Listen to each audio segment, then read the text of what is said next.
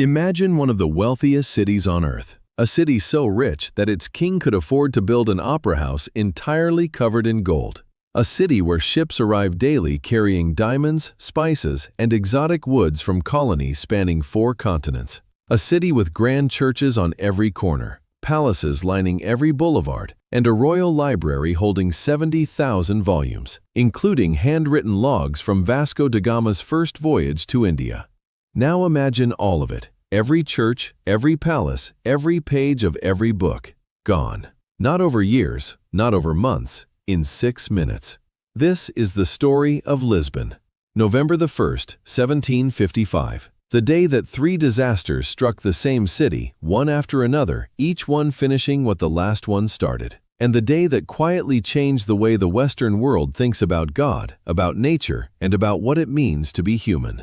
But to understand why this mattered so much, you first need to understand what Lisbon was before that morning. In 1755, Lisbon was the capital of a global empire. Portugal controlled territory in Brazil, Africa, India, China, and Southeast Asia. The wealth that flowed through Lisbon's port was staggering. Gold from Brazilian mines had been pouring into the city for decades. The Portuguese crown was swimming in money, and Lisbon showed it.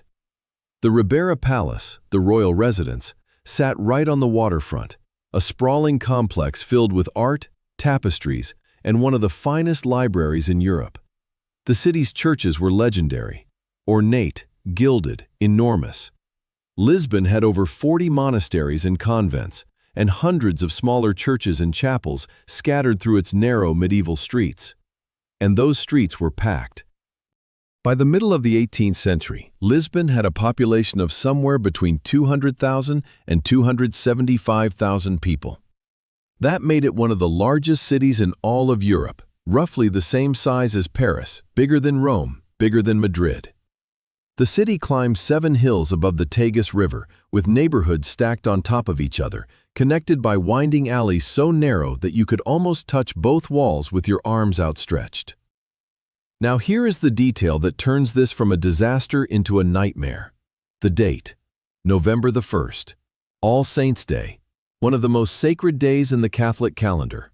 And Portugal in 1755 was one of the most devoutly Catholic nations on the planet. On the morning of November 1st, practically the entire population of Lisbon was inside a church. Every cathedral, every chapel, every monastery filled to capacity. Thousands of candles burning on every altar. Families kneeling shoulder to shoulder in their finest clothes, praying to their saints. That is where we find our 3 witnesses. The first is a merchant, a British trader living in Lisbon's Baixa district, the flat commercial center near the waterfront. He runs an import business from a counting house near the customs office. On this particular morning, he is not in church. He is on the Cais de Pedra, the stone quay, overseeing a shipment. He is standing in open air, which in about 4 minutes will be the only reason he is still alive. The second is a nun, a Carmelite sister in the Convento do Carmo, one of Lisbon's great Gothic monasteries, perched high on a hill overlooking the Baixa. She is in the nave, attending morning mass with her sisters. The vaulted stone ceiling arches 60 feet above her head. She has spent her entire adult life inside these walls. She believes they will stand forever. The third is a sailor, a young deckhand on a merchant vessel anchored in the Tagus estuary. He has been in Lisbon for 3 days, waiting for cargo. From the deck of his ship, he has a wide view of the city's waterfront, the palaces, the churches, the hills packed with terracotta rooftops. In a few minutes, he will watch all of it move. It is 9:30 in the morning. The sky is clear. The air is warm for November.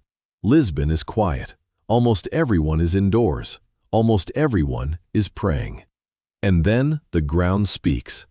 The first shock comes at approximately 9:40. Accounts vary on the exact minute, but they all agree on what it felt like.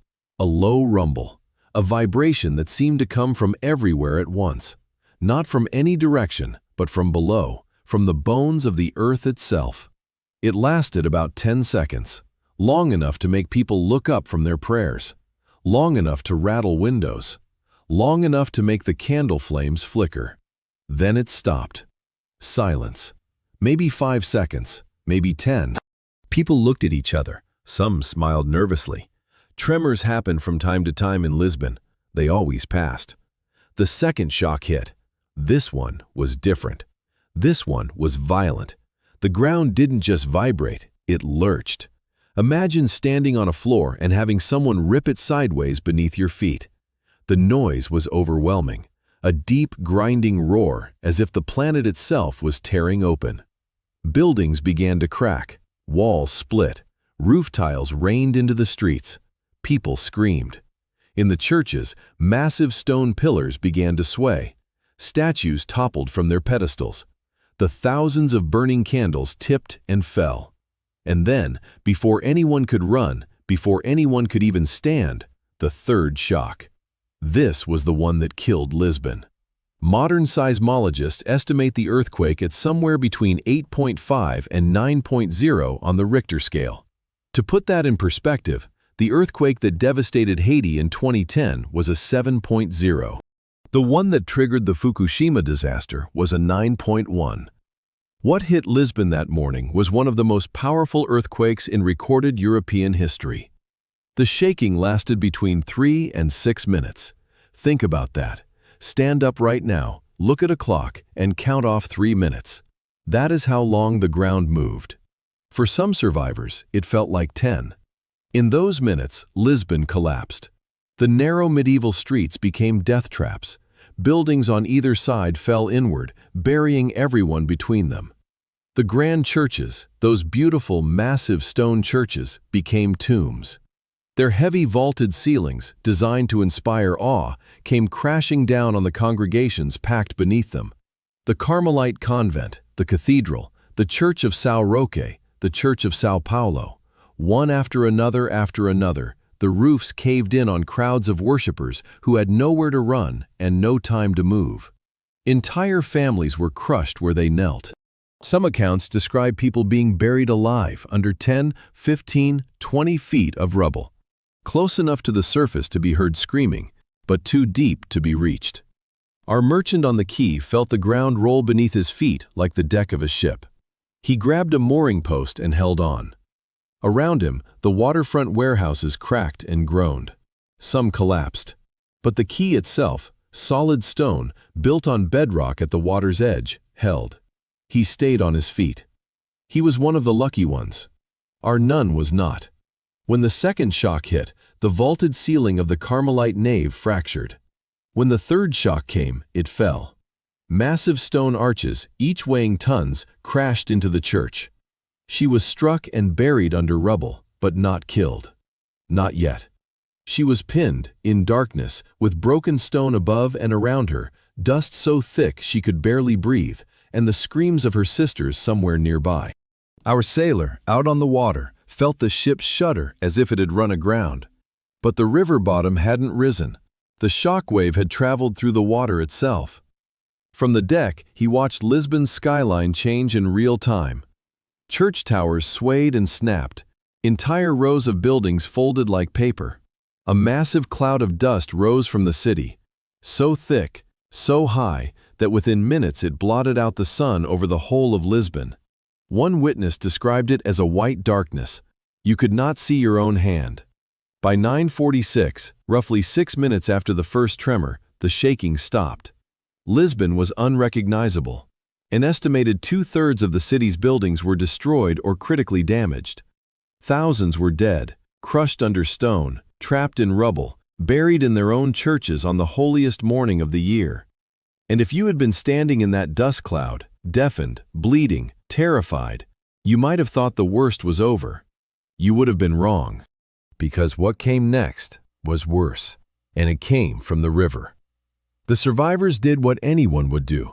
They ran toward open space, and in Lisbon, crushed between 7 hills and the river, the only open space was the waterfront, the quays, the wide stone plazas along the Tagus. Thousands of people, bleeding, barefoot, covered in white dust, stumbled and crawled out of the ruins toward the water. Mothers carried children, men dragged injured strangers, priests clutched holy relics they had pulled from collapsing altars. The waterfront became a refugee camp within minutes. People fell to their knees on the stone quays, weeping, praying, thanking God they had survived. Our merchant was already there.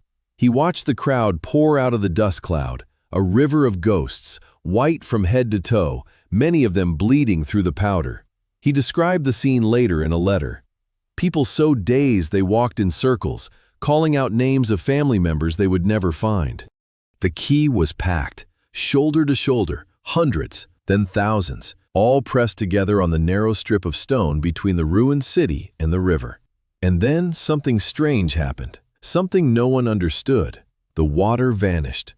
The Tagus River, wide, deep, one of the great rivers of Europe, simply pulled back from the shore. In minutes, the riverbed was exposed. Ships that had been floating at anchor were suddenly sitting on mud. Fish flopped in the open air. The harbor floor, which no living person had ever seen, lay naked in the November sunlight. People stared. Some even walked out onto the exposed riverbed, picking up cargo and lost goods from the mud. They did not know what they were looking at. In 1755, the word tsunami did not exist in any European language. There was no concept for what was about to happen, no warning system, no science to explain it. All they saw was the river pulling away like a curtain, and they had no idea what was behind it. Our sailor knew something was wrong. From the deck of his ship, now tilted at an angle on the mud, he could see the ocean beyond the river mouth. And what he saw there made no sense. The horizon was rising. A dark line stretching from one side of the estuary to the other was moving toward the city, moving fast. The first wave hit Lisbon approximately 40 minutes after the earthquake. Estimates of its height vary. Some accounts say 15 feet, others say 20, a few claim as high as 40. What is certain is that a wall of water surged up the Tagus and slammed into the waterfront with a force that no stone quay could withstand. The people who had fled the earthquake, the survivors, the lucky ones, the thousands who had made it to the open waterfront precisely because they thought it was safe, were hit head-on. The wave did not creep in like a tide. It exploded. It swept across the quays, smashed through the waterfront buildings that were still standing, and drove deep into the Baixa, the low-lying city center that was already a field of rubble. People were pulled off their feet, dragged through debris, slammed into walls. Bodies were carried hundreds of meters inland. Others were sucked back out when the wave retreated, pulled into the river along with timber, stone, furniture, and the shattered remains of entire neighborhoods. Our merchant was on that quay, the same quay that had saved him from the earthquake. When the wave hit, the stone platform that had been his refuge became a killing floor. He was swept off his feet and carried inland by the surge. By some freak of debris and current, he was pinned against a partially collapsed wall, high enough to keep his head above water, strong enough not to give way. He clung there as the water roared past him, carrying screaming people and wreckage toward the ruined city center. When the wave pulled back, he was left bruised, half drowned, but alive. Barely. Our sailor fared differently. The wave lifted his ship off the mud and hurled it sideways.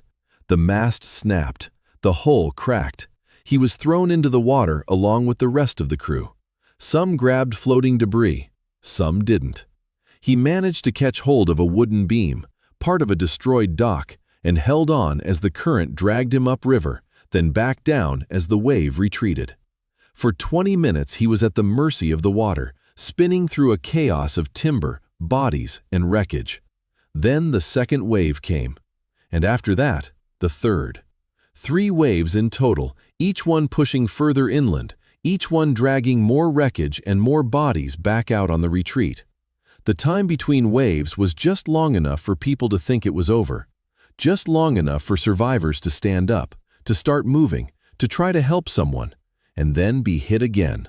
That is the cruelty of a tsunami. It is not one event. It is a series of events, each one punishing anyone who dared to hope. By the time the waters finally settled, the Baixa district was a swamp of mud, debris, and corpses. Ships had been deposited in the middle of city streets. Bodies hung from second-floor windows where the water had carried them. The waterfront, Lisbon's lifeline, its connection to its empire, the source of all its wealth, was obliterated. If you are still watching this, take a moment to consider the arithmetic of what has happened so far. In less than an hour, the same population has been hit by a catastrophic earthquake and a triple tsunami. The people who survived the first disaster fled to the exact place where the second disaster would strike hardest. The earthquake drove them to the water. The water was waiting. And now, with the city in rubble and the streets flooded with river mud, and the survivors scattered across the hills with nowhere to go and nothing left, now came the third strike, the one that would burn for 5 days. And it started, like everything else that morning, in a church. Remember the candles, thousands of them, in every church, in every chapel, in every private altar, in every home in Lisbon. It was All Saints' Day. Every one of those candles had been burning when the earthquake struck. When the buildings collapsed, those candles fell into wooden pews, onto embroidered altar cloths, against dry timber beams, into kitchens where cooking fires had been lit for the morning meal. In a city of stone buildings, this might not have mattered much. But Lisbon was not a city of stone buildings. Lisbon was a city of stone facades and wooden interiors, timber floors, timber roof beams, timber staircases. And now all of that timber was cracked, splintered, and mixed with rubble in piles that stretched for blocks. The earthquake had built the perfect bonfire. The candles lit it. The fire started in dozens of places simultaneously. Small fires at first, a burning beam here, a smoldering pile of furniture there. Under normal circumstances, these could have been contained. Lisbon had a fire brigade. It had water supplies. It had organized neighborhoods that knew how to fight fires. But none of that existed anymore. The fire brigade was dead or scattered. The water mains were shattered. The streets, the narrow, winding medieval streets that were the only routes through the city, were blocked by 10, 20, 30 feet of rubble. There was no way to reach the fires, no way to fight them, no way to stop them from finding each other. And they found each other. Within hours, the individual fires merged into a single massive firestorm. A firestorm is not just a large fire. It is a fire so intense that it creates its own weather. The heat generates powerful updrafts that suck in air from all directions, feeding the flames with fresh oxygen and creating winds that can reach hurricane force. The temperature at the center of a firestorm can exceed 1,000 degrees. Stone cracks, metal melts, human bodies are reduced to ash. The firestorm that consumed Lisbon after the earthquake and tsunami burned for 5 days. 5 days. It moved through the ruins neighborhood by neighborhood, feeding on the shattered timber, on the libraries, on the silk and cotton in the warehouses, on the spices in the trading houses, on the oil and tar in the shipyards. It consumed the Ribera Palace, the royal residence, along with everything inside it. The royal library, the paintings, the historical archives, the records of Portugal's entire age of exploration. Centuries of history, written on paper, stored in wood, protected by stone that was no longer standing. It consumed the Hospital Real de Todos os Santos, the Royal Hospital of All Saints, the largest hospital in Lisbon, already full of earthquake victims. There are accounts of patients who could not be moved, who were left behind as the fire approached.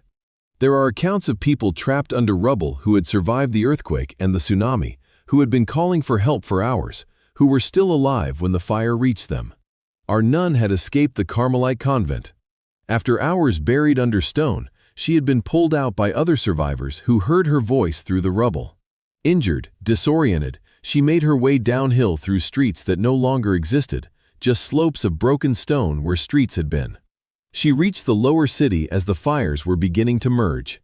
What she found there was not a city. It was a landscape from a vision of hell. Smoke so thick it turned day into night, the orange glow of flames reflecting off the river mud, the sound of buildings still collapsing as fire ate their supports, and everywhere the smell. Stone dust, smoke, and something else, something worse. She turned west, toward the open fields outside the city walls. Thousands of others had the same idea. a procession of broken people moving away from the water, away from the fire, toward the only place where nothing could fall on them and nothing could burn. Behind them, Lisbon, the golden city, the jewel of the Atlantic, the seat of an empire, was being erased. Not by an army, not by a plague, by the earth, the sea, and the fire, in that order, in the span of a single day. And here is the question that every survivor carried with them as they stumbled into those fields, as they lay on the bare ground with nothing left. The question that would consume the greatest minds in Europe for the next 50 years. Why? What Lisbon lost that day goes beyond what numbers can capture. But the numbers are where we have to start, because the numbers are what made Europe stop and pay attention. The death toll. This is where historical accounts diverge, and where honesty requires us to say, we do not know exactly how many people died. The most commonly cited range is between 30,000 and 50,000, out of a population of roughly 250,000. Some modern estimates push it higher, up to 60,000 when you include those who died of injuries, disease, and exposure in the weeks that followed. 1 in every 4 or 5 people in the city, gone. But here is what makes that number even harder to grasp. Many of the dead were never counted, because there was nothing left to count. The firestorm did not leave bodies, it left ash. Entire neighborhoods were incinerated so completely that the rubble was simply cleared and built over. We will never know how many people lay beneath it. The physical destruction was almost total. 85% of Lisbon's buildings were destroyed.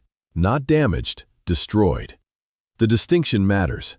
A damaged building can be repaired. What happened to Lisbon required starting over from bare ground.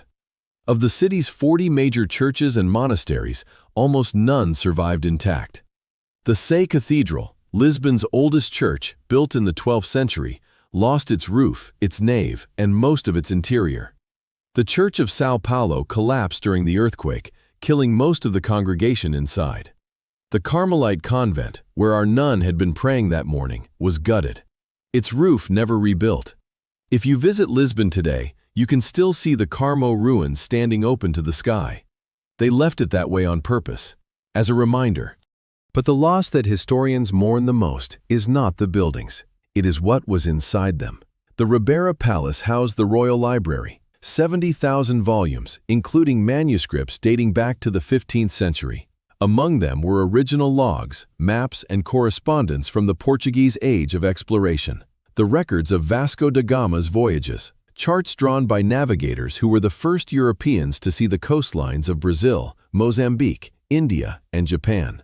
Detailed accounts of first contact with civilizations across 4 continents. Artwork by Titian, Rubens, and Correggio, pieces that had been collected over centuries by Portuguese kings. The Casa da India, the House of India, the administrative center of Portugal's entire overseas empire, held trade records, diplomatic correspondence, and navigation charts that represented 200 years of global exploration. All of it burned. Every page, every canvas, every map. Think about what that means. Imagine if, tomorrow, every original document from the first 2 centuries of European contact with the Americas simply ceased to exist. No letters from Columbus, no logs from Magellan, no accounts of Cortés or Pizarro. That is the scale of what the Lisbon fire destroyed. An irreplaceable chapter of human history, written on paper, stored in wood, consumed by flame. Scholars today are still trying to reconstruct fragments of what was lost, working from copies that survived in other countries, from secondhand references in other archives. Much of it will never be recovered. It is simply gone. And it wasn't just royal treasures. Ordinary records vanished too. Birth certificates, marriage records, land deeds, court documents, contracts, letters. The paper trail of an entire city's existence. Who owned what, who married whom, who was born, and who died, was incinerated. Tens of thousands of families lost not only their homes and their loved ones, but any proof that their lives before that morning had existed at all. So now you understand the scale. An earthquake that leveled the city. A tsunami that drowned the survivors. A firestorm that erased the evidence. In one day, Lisbon went from being one of the richest, most powerful capitals in Europe to being a field of ash and broken stone. And this is where most documentaries would end. The disaster, the death toll, the destruction, roll credits. But the Lisbon earthquake is not famous because of what it destroyed. It is famous because of what it created. And that story begins with one man standing in the ruins, asking a very different question from the one everyone else was asking. While the survivors prayed and the priests declared the earthquake God's punishment for Lisbon's sins, while the Inquisition demanded public executions to appease divine wrath, one man in the Portuguese government looked at the smoldering ruins and saw something else entirely. Not God's judgment, a problem to be solved. His name was Sebastião José de Carvalho e Melo. History remembers him as the Marquis of Pombal, although he did not receive that title until later. In November of 1755, he was the Secretary of State, effectively the Prime Minister of Portugal. And on the day of the earthquake, while the royal family fled to the countryside and the church demanded repentance, Pombal reportedly said 3 words that would define the modern approach to disaster management. Bury the dead, feed the living. Not pray, not repent, not ask why. Bury the dead and feed the living. It sounds obvious to us now. In 1755, it was revolutionary. Pombal took control of the recovery with a ruthlessness and efficiency that had no precedent. He deployed the army to prevent looting and authorized them to execute looters on the spot. He ordered that bodies be collected and buried at sea immediately to prevent plague, overruling the church, which demanded proper Christian burials. He set up tent cities outside Lisbon to shelter survivors and organized supply lines to feed them. He fixed prices on essential goods to prevent profiteering. He blocked the roads out of Lisbon to keep the workforce from fleeing. And then he did something no one had ever done before. He sent a questionnaire to every parish in Portugal. A detailed, systematic survey asking the same questions everywhere. When did the shaking start? How long did it last? How many aftershocks? What direction did the buildings fall? Did the water in wells rise or fall? Did animals behave strangely beforehand? This was not theology. This was not philosophy. This was data collection. This was, in effect, the first scientific study of an earthquake in European history. Pombal did not want to know why God had punished Lisbon. He wanted to know what had happened, how it had happened, and how to prevent it from happening again. The answers he gathered laid the groundwork for modern seismology. The questionnaire data allowed later scientists to estimate the earthquake's epicenter, somewhere in the Atlantic Ocean southwest of Portugal, and its magnitude. The reconstruction of Lisbon that Pombal oversaw incorporated the first earthquake-resistant building techniques in European architecture. The new buildings of the Baixa district, the area that had been most completely destroyed, were built on flexible wooden frameworks designed to absorb seismic shocks. These frames were tested by having soldiers march around them to simulate vibrations. The new streets were wider, the new buildings lower, the new plazas larger.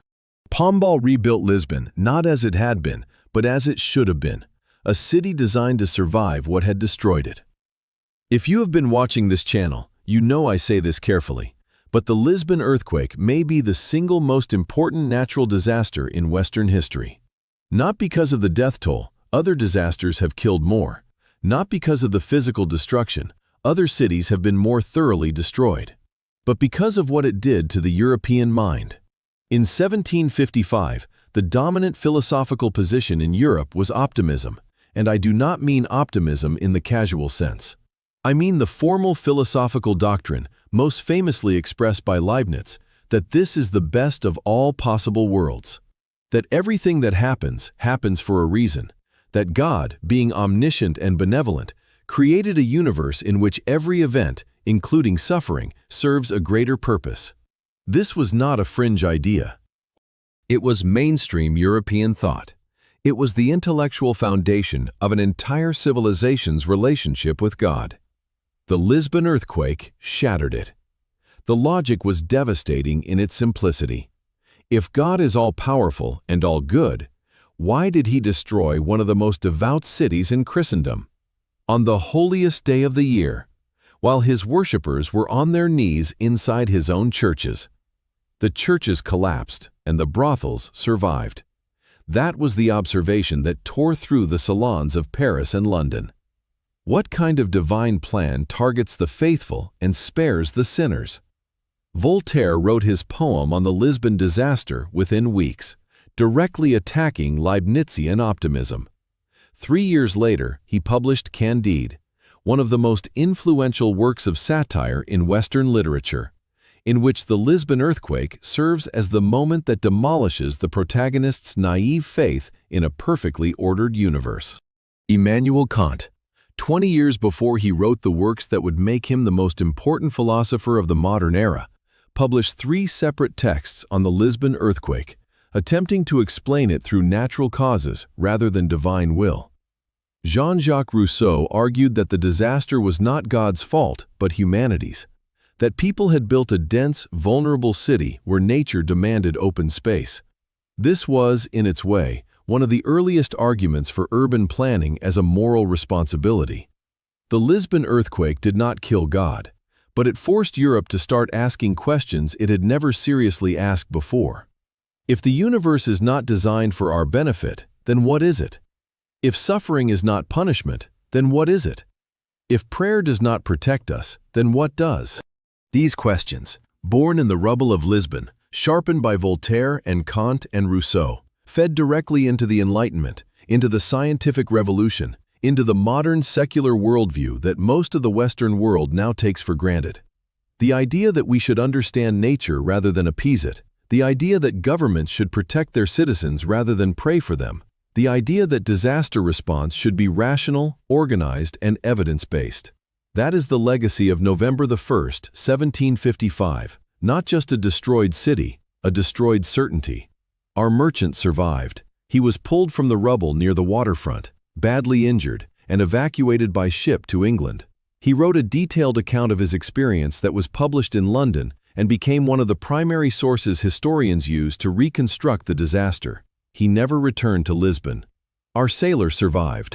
Pulled from the river by a fishing boat, he recovered in a makeshift hospital outside the city.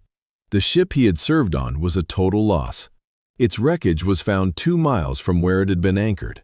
His account, recorded by a parish priest, is one of the few first-hand descriptions of the tsunami from someone who was in the water.